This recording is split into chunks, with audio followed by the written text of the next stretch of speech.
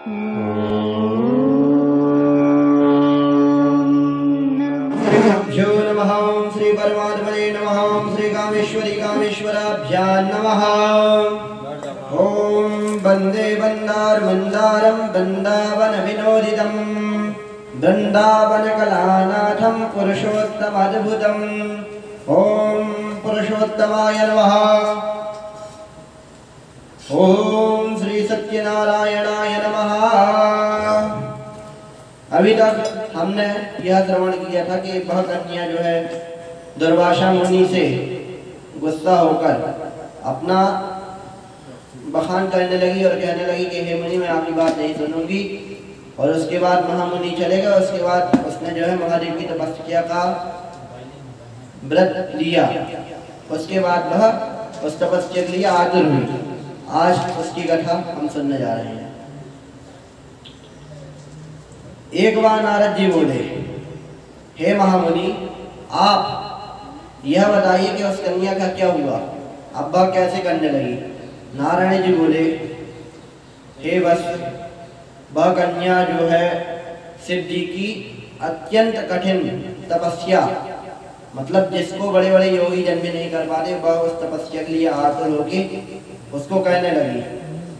उसका चेहरा एक कमल के भांति खिल गया और उसके बाद वह जैसे बटवृक्ष की जटाएं होती है ना, वैसे उसके सिरों में जटाएं निकलने लगी। वह जो है ठंडी में जल के अंदर जाके बैठती थी और गर्मी में अग्नि के सामने बैठती थी और उसके बाद वह तपस्या करती थी। परंतु उसको 9000 वर्ष बीत गए कहते कहते।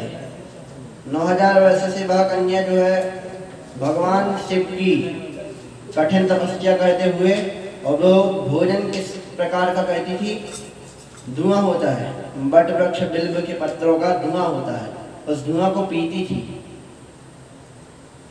9000 वर्ष तक वो उस धुआं को पीते हुए रही। और उसके बाद भगवान शिव प्रसन्न होकर उसके सामने आविर्भाव हो गए। भगवान शिव को देखकर वह कन्या उठकर खड़ी हो गई और कहने लगी, अपनी टूटी फूटी वाणी से भगवान की स्तुति करने लगी। कहती है, हे प्रभु, मैं आपको नमस्कार करती हूँ, मैं आपको बारंबार प्रणाम करती हूँ। और उस कन्या ने अनेकों प्रकार से स्तुति करके महादेव को प्रसन्न किया और महादेव बोलने लगे, हे पुत्री, तुम क्या मांगना चाहती हो, बोलो। भगवान की आवाज सुनकर वह कहने लगी, हे प्रभु, मेरे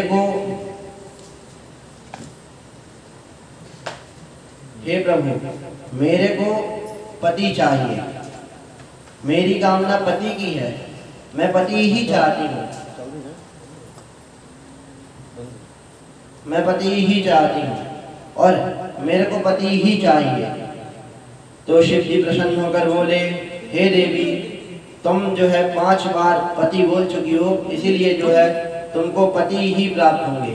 तुमको कितने पति प्राप्त होंगे? तुमको 5 पति प्राप्त होंगे। ये कैसा न्याय है? आज तक न कभी देखा है न सुना है 5 पति किसके होते हैं। आज तक कभी सुना ही नहीं कि 5 पति किसके हैं। महादेव कहने लगे, तुम इसकी चिंता मत करो, तुम्हारा जो है माँ के गर्भ से जन्म नहीं होगा, तुम प्रकट होगी। वह कन्या दोबारा प्रकट हुई।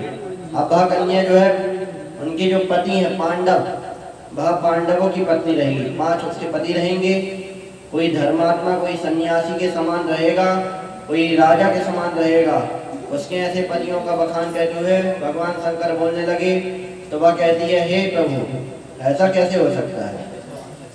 शिव जी बोले, तुमको 9000 वर्ष पहले दुर्वासा मुनि ने यह बताया था कि तुम पुरुषोत्तम भगवान का व्रत करो और पुरुषोत्तम मास में ही उनका व्रत करो। 3 महीने बाद पुरुषोत्तम मास आने वाला है। परंतु उसने बात नहीं मानी। वह उस समय क्रोधित होकर भगवान दुर्वासा मुनि से कहने लगी। तो भगवान इस बात को कहने लगे कि यह उसी का प्रताप है। तुम जो है पुरुषोत्तम मास, मतलब इंद्र आदि देवता ब्रह्मा जी, हम भी जिनकी आज्ञा के अनुसार चलते हैं, तुम उनको छोड़कर हमारे पीछे पड़ गए, तुम हमको बड़ा मान ली। वह मुनि जो है लाखों करोड़ों साल हो गए उनको तपस्या करते हैं, तुम उनकी बात नहीं मानी।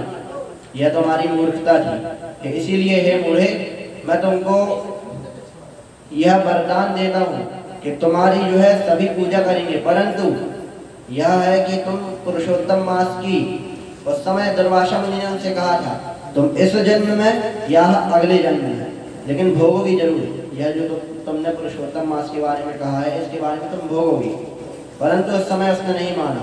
आज यही हुआ, इस जन्म में भी भोगते हुए उसने अगले जन्म में भी भोगा। इसी प्रकार आज की कथा यही विराम देगी और उसके बाद कल इतना ही समय हम यहाँ पे गुरुदेव की कृपा से, महादेव की कृपा से कल यहीं पर शुरू करेंगे। थोड़ा राम नाम का संकीर्तन कर लें।